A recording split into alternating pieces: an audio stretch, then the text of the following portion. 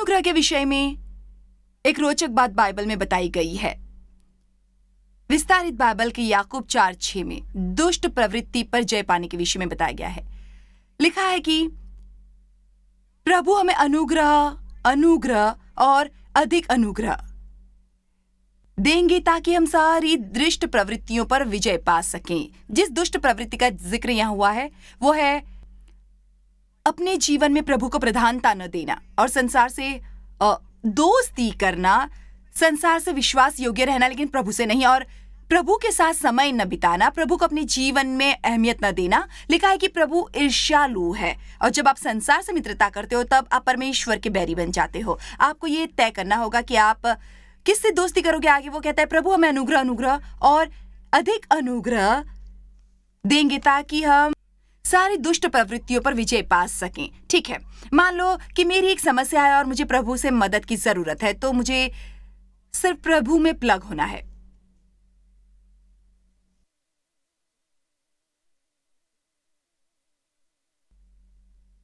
अगर मैं कहूं कि मेरी समस्या बड़ी और मुझे कम अनुग्रह नहीं चाहिए, मुझे चाहिए कृपा और बड़ी कृपा।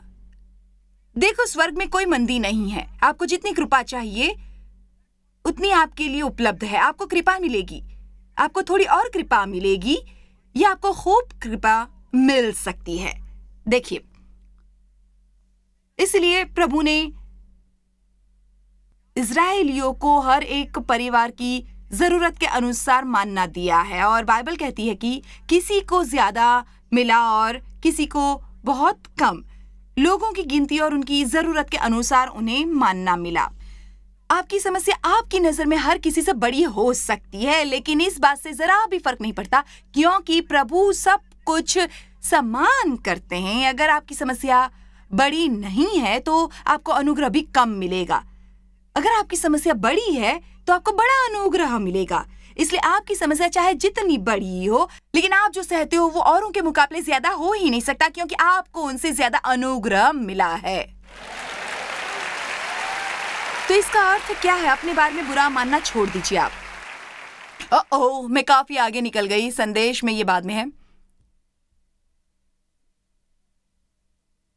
क्या संपर्क टूटा है? कुछ लोगों का संपर्क प्रभु के सामर्थ्य से हमेशा जुड़ा रहता है। वो सीखते हैं और कहते हैं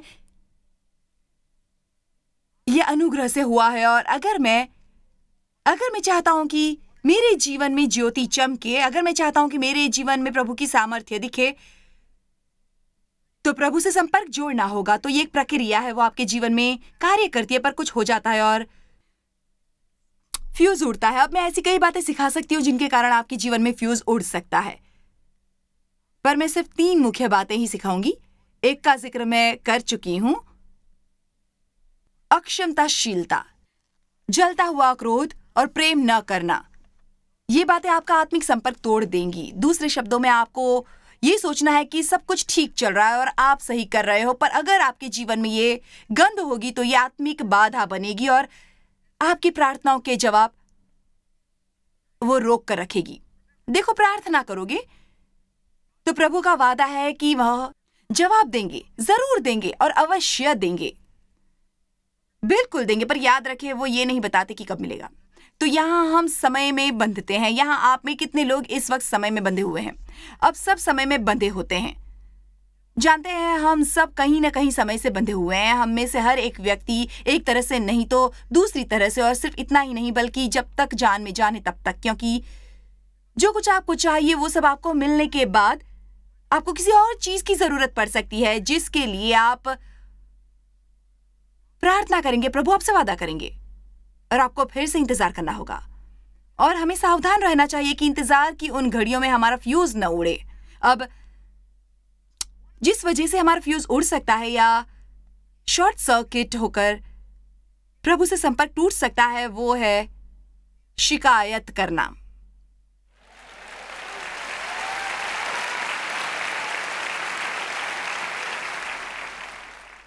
क्योंकि अगर आप सही में कृपा के स्वभाव को जान लो तो कृपा हमेशा कृतज्ञता की मनोवृत्ति को जगाती है।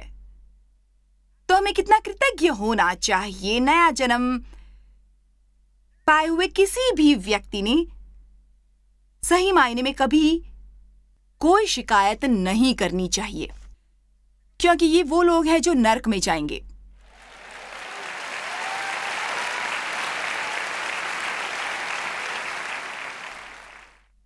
क्योंकि हमारे लिए प्रभु ने ऐसा काम किया है जिसके कारण मन बल्लियों उछलता है, और फिर भी हम शिकायत करने से बाज नहीं आते। और मैं मानती हूं कि शिकायत करना पाप है, और ये छोटी बात बिल्कुल नहीं।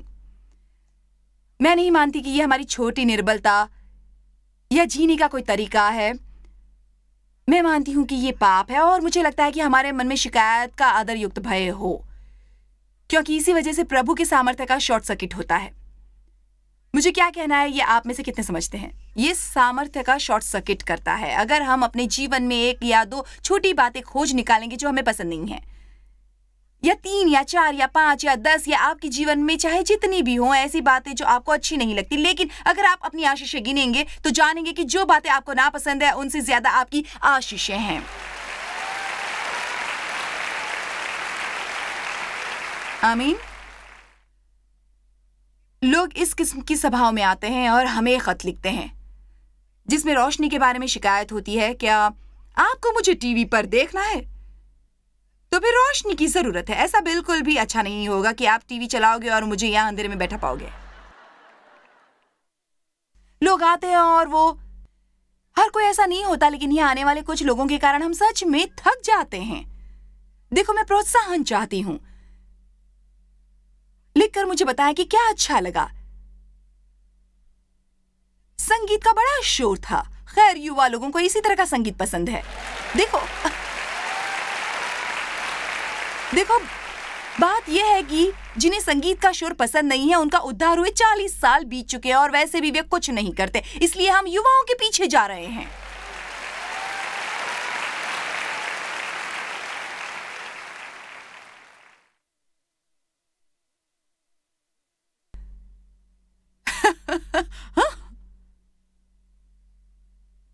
सुनो, मुझे वो शोर मचाओ जंगली संगीत पसंद नहीं है। मुझे लगता है कि हमें वही पुराने गाने चाहिए।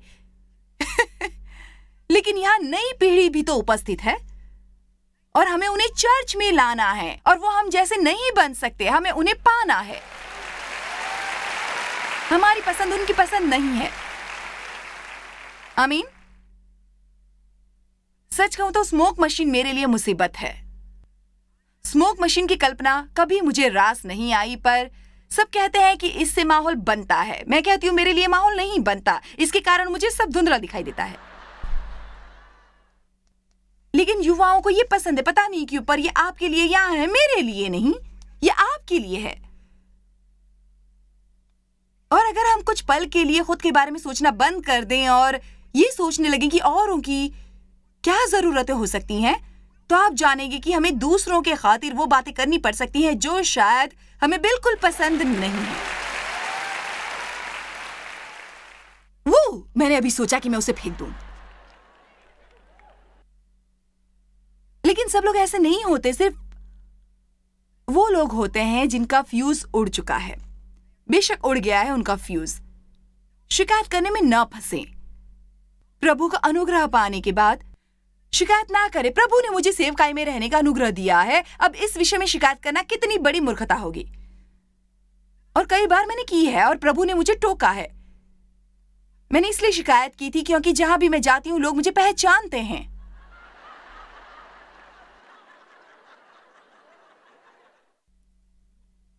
मैं एक मॉल में गई थी जहां मुझे 25 बार रोका गया। मैं परेशान हो गई और इसी बात को लेकर मैं शिकायत कर रही थी, और प्रभु ने कहा, यदि तू चाहे तो कोई तुझे ना पहचाने तो। ओ माफी दो प्रभु, माफी माफी माफी माफी माफी माफी माफी। देखो, जब मुझे कुछ करने का अनुग्रह मिला तब मैं उसी के बारे में शिकायत करने लगी। मैंने प्रभु से कहा कि मुझे और संसार में सुसमाचार सुनाने का मौका मिले, और जब ऐसा हुआ तो मैं शिकायत करने लगी क्योंकि मुझे होटलों में रुकना पड़ता। ओ हाँ, कई बार जो कुछ हम प्रभु से मांगते हैं आखिर में उसी के बारे में हम शिकायत करते हैं। ओ, लोग खुशी से मर जाते हैं जब उन्हें जॉयस मां मिनिस्ट्रीज में नौकरी मिलती है, क्योंकि हमारे यहाँ काम करना किसी सपने के सच होने के बराबर होता है।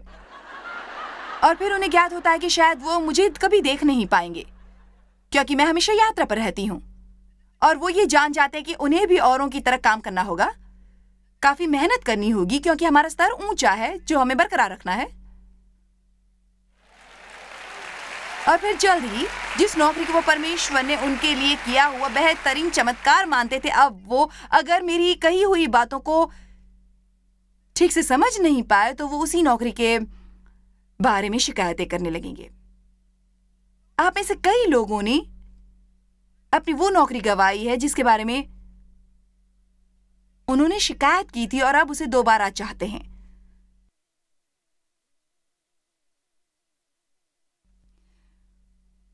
वो बंदा जो आपका पति है सखी, जिसके बारे में आप हमेशा शिकायत करती हो, उसे कोई भी अकेली तन्हा औरत आपके हाथों से छीन लेगी। देखो तो हम यहाँ चर्च में कितने मजे ले रहे हैं। वो यीशु।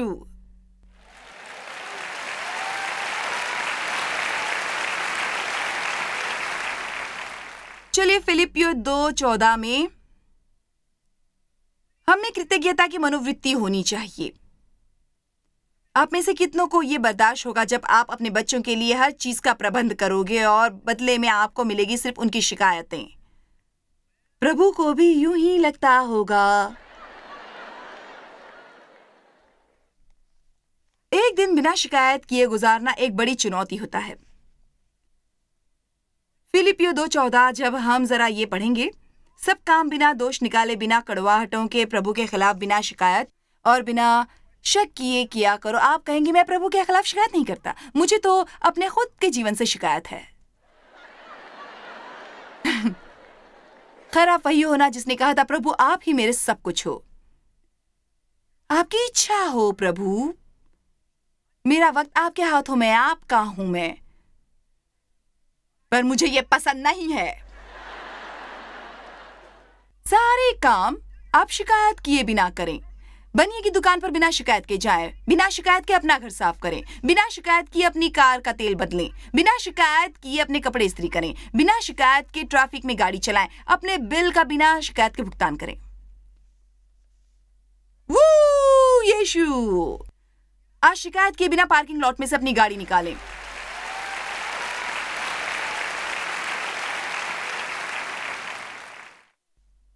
देखो यहाँ बैठकर अगर आप मुझसे सीख रहे हो कि प्रभु की सामर्थ्य से कैसे जुड़ें और इसके बाद आप कहते हो प्रभु की स्तुति हो, मैं सब कुछ कर सकता हूं,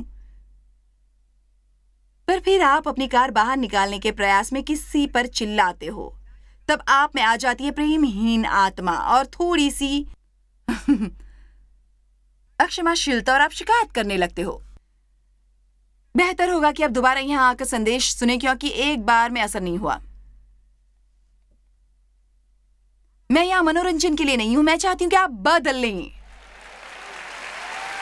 आमीन। परमेश्वर के अनुग्रह के लिए पौलुस हमेशा आभारी रहा। अनुग्रह अद्भुत बात है। फिलिपियो 4:6 कहता है, किसी भी बात की चिंता मत करो, परंतु एक बात में तुम्हारे निवेदन, प्रार्थना और विनती के द्वारा धन्यवाद के साथ परमेश्वर के सम्मुख उपस्थित किए जाएं। धन्यवाद उस बीज को सींचना है जो आपके पास आने वाली कटनी के लिए है। आपके पास जो है उसके लिए आप शिकायत करते हो, तो प्रभु आपको और देकर शिकायत का मौका क्यों देंगे? क्या आप अपनी सामर्थ्य बढ़ाना चाहते हो? आभारी रहो। दानियल 6 में लिखा है कि दानियल दिन में 3 बार घुटने टेकर प्रभु को धन्यवाद देता था। दिन में 3 बार, 3 बार दिन में, सुबह, दोपहर और रात को वो झुकता था और अपना काम रोक देता था। वो झुकता था और प्रभु को धन्य कहता था।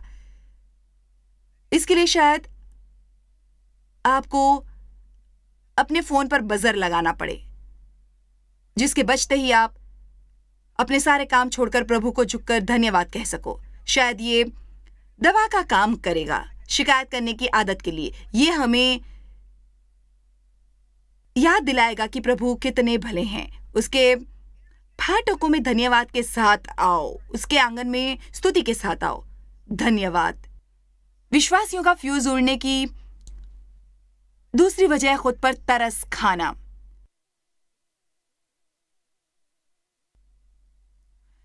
कुछ लोगों को प्रभु की कृपा मिलती है पूरे सामर्थ्य के साथ, पर वे अपने आप पर ही तरस खाते हैं। मैं बेचारा, मैं बेचारा, मैं बेचारा। खुद पर तरस खाने में मैंने अपने जीवन के कई साल बिताए हैं और प्रभु ने मुझसे कहा तुम तरस खाओ या फिर सामर्थी बनो। तो आज मुझे आपसे सिर्फ इतना कहना है कि अगर आपको अपने जीवन में प्रभु की सामर्थ्य चखनी है तो यहाँ से जाने से पहले आपको प्रभु से ये वादा करना होगा कि आप खुद पर तरस खाना छोड़ देंगे। पर जॉयस, आप नहीं जानते मेरे जीवन में क्या हुआ है। खैर, आप नहीं जानते मेरे जीवन में क्या हुआ है और ये भी नहीं जानते कि फिलहाल क्या हो रहा है। क्या आपको लगता है कि जब भी मैं यहाँ आकर मुस्कुराती हूँ, क्या शैतान हमें निशाना बनाकर हमें परेशान नहीं करना चाहता? बेशक चाहता है। यही बात मैं अपने जीवन में लागू करती हूँ जो मैं अभी आपको यहाँ सिखा रही हूँ।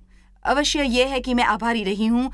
मुझे प्रभु से जुड़े रहना है। मैं प्रभु की कृपा पर टिकी हूँ और मैंने जाना है कि तरस खाना और सामर्थ्य होना संभव नहीं। आपकी समस्या सबसे बदतर नहीं है। इस भवन में ऐसा कोई है जिसकी समस्या आपसे कई गुना बड़ी हो सकती है, जो आपसे कई गुना ज्यादा आहत हुआ है, जिसके साथ आपसे भी बुरा सुलूक हुआ है। ओ हाँ, हर किसी के जीवन में अपनी चोटें होती ही हैं, लेकिन प्रभु के सामर्थ्य से आप इन हालातों पर जय पा सकते हैं। लेकिन आप खुद पर तरस मत खाना। आत्म करुणा मूर्ति पूजा है। आप कहेंगे मैं किसी मूर्ति की पूजा नहीं करता, पर आत्म करुणा से भरने के कारण आप खुद को अहमियत देते हो और सिर्फ अपने बारे में सोचते हो, मेरा क्या होगा, मेरा क्या होगा। आपको प्रभु की आशीष दिखाई नहीं देती और आपके जीवन में सब कुछ गलत होने लगता है। आपको बेहद सावधान रहना होगा इस तरह की बातों से, क्योंकि शैतान चाहता है कि हम इन बातों में फंस जाए। कई सालों तक मैं अपने लिए दुखी रहती थी क्योंकि मेरा शोषण हुआ था मेरे अपने पिता के द्वारा। आप ऐसी स्त्री को देख रहे हो जिस पर उसके बचपन में 13 और 18 साल की उम्र के दौरान उसके पिता के द्वारा 200 बार अत्याचार हुआ था। मत कहो मैं अतीत को भुला नहीं सकता। यदि कोई मसीह में है तो वो नई सृष्टि है। पुरानी बातें बीत गई हैं। देखो वो सब नई हो गई हैं। मैंने तरस खाना छोड़ दिया और प्रभु ने कहा मैं तुझे बल दूंगा। आपको बल चाहिए या आत्म करुणा? अपने मन को नया करें, अपने विचारों को नाली से बाहर निकालें। ये सोचें कि आपके जीवन में क्या हो सकता है, ये नहीं कि आपके जीवन में क्या क्या हुआ है। अगर आपको पीछे मुड़कर देखना होता तो आपकी आंखें आपके सिर के पिछवाड़े होती, पर ऐसा नहीं है। इसका क्या अर्थ है? सीधा देखें। आमीन। हमारे 2 कान और 1 मुंह है। इसका अर्थ है हम ज्यादा सुने और कम बोलें। हम खूब मजे कर रहे हैं। आप में से कितने मानते हैं कि खुद को अहमियत देकर खुद पर तरस खाने के कारण हम प्रभु की सामर्थ्य से कट सकते हैं? और आखिर में ये कहना चाहूंगी कि प्रभु की सामर्थ्य से दूर होने का एक कारण और है, प्रभु की महिमा चुराने का प्रयास करना, प्रभु का सारा श्रेय अपने लिए ले लेना। हमने कृपा के बारे में और प्रभु की सामर्थ्य से जुड़े रहने के विषय में सीखा। सब कुछ बिल्कुल स्पष्ट है। यह अद्भुत है। आपके जीवन में महान बातें हो रही हैं। प्रभु आपका उपयोग कर रहे हैं, वो आपको आशीष दे रहे हैं, वो आपको पदोन्नति दे रहे हैं और अचानक इन सारी बातों का श्रेय आप खुद ले लेंगे। आपके आत्मिक जीवन का फ्यूज बेशक उड़ जाएगा। दानियेल 4 में देखिए। इस बात का ख्याल रखें कि आप सारा श्रेय प्रभु को दें। ये देखना अभी बाकी है कि प्रभु को महिमा देने वाले स्त्री पुरुष के द्वारा प्रभु क्या करते हैं।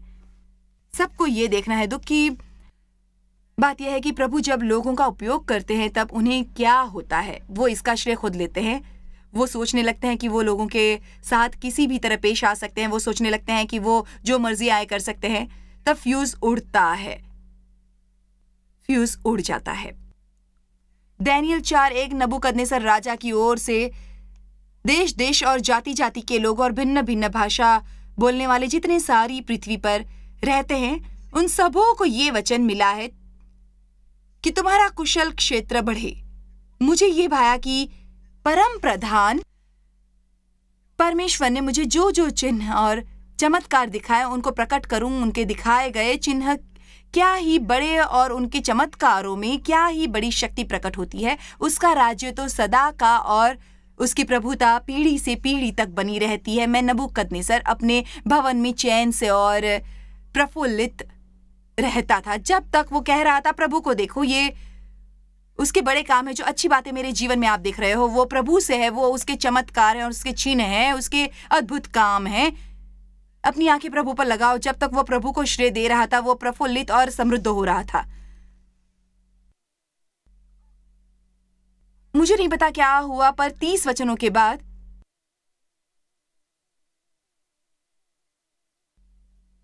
ये उसके जीवन का वही अध्याय है, पर 30 वचन, नहीं जानते उन 30 वचनों में क्या छिपा है, लेकिन उन 30 वचनों को खत्म होने से पहले पद 29 कहता है, 12 महीने के बीतने पर जब वो बेबीलोन के राज्य भवन की छत पर टहल रहा था, तब उसने कहा, क्या ये बड़ा बेबीलोन नहीं है जिसे मैंने ही बनाया है? मूर्खता, मूर्खता और दोगुनी मूर्खता। जैसे मैंने अपने बल और सामर्थ्य से राजनिवास होने को और अपने प्रताप की बड़ाई के लिए बसाया है, और ये वचन राजा के मुंह से निकलने पर भी न पाया था कि आकाशवाणी हुई, हे राजा नबूकदनेस्सर, तेरे विषय में ये आज्ञा निकलती है, राज्य तेरे हाथ से निकल गया, उसका फ्यूज उड़ गया, सब खत्म हुआ। प्रेरितों 3 के पहले 13 वचनों में हम देखते हैं, पतरस और यूहन्ना मंदिर के फाटक के पास से गुजरे, जहां एक अपाहिज ने उनके पैसे मांगे। वे बोले, चांदी और सोना हमारे पास नहीं है, पर जो है वो हम तुझे देते हैं। नासरी यीशु मसीह के नाम में कहते हैं, उठ और चलने लग, और तुरंत वो आदमी चंगा हुआ। और लोग उन्हें सराहने लगे, लोग सारा श्रेय उन्हें देने लगे। और हम देखेंगे कि उन्होंने लोगों को क्या जवाब दिया। ये प्रेरितों 3:12 में है। ये देखकर पतरस ने लोगों से कहा, है इस्राएलियों, तुम इस मनुष्य पर क्यों आश्चर्य करते हो और हमारी ओर क्यों इस प्रकार देख रहे हो कि मानो हम ही ने अपनी सामर्थ्य या भक्ति से इसे चलने फिरने या योग्य बनाया है। अब्राहम, इसहाक और याकूब के परमेश्वर ने अपने सेवक यीशु की महिमा की, जिसे तुमने पकड़वा दिया, और जब पिलातुस ने उसे छोड़ देने का विचार किया, तब तुमने उसके सामने उसका इनकार किया। हमें ये याद रखना है कि हम प्रभु की महिमा कभी भी ना चुराएं। अब बाइबल कुरिन्थियों में कहती है 1 में कि प्रभु जानबूझकर संसार की निर्बल और मूर्ख बातों को चुनते हैं, जिन्हें संसार ये समझकर फेंक देता है कि वो किसी भी मूल्य के नहीं है, और प्रभु उनके द्वारा इस संसार में काम करते हैं। वो मुझ जैसे और आप जैसे लोगों को चुनते हैं। प्रभु ऐसे कई लोगों को चुनते हैं जिन्हें अंदाजा नहीं होता कि वे क्या कर रहे हैं। वे ऐसे लोगों को चुनते हैं जो खूब पढ़े लिखे नहीं होते, जो निर्धन होते हैं, जिनका कोई अपना नहीं होता, और वो कहते हैं, जा, मैं तेरे साथ रहूंगा।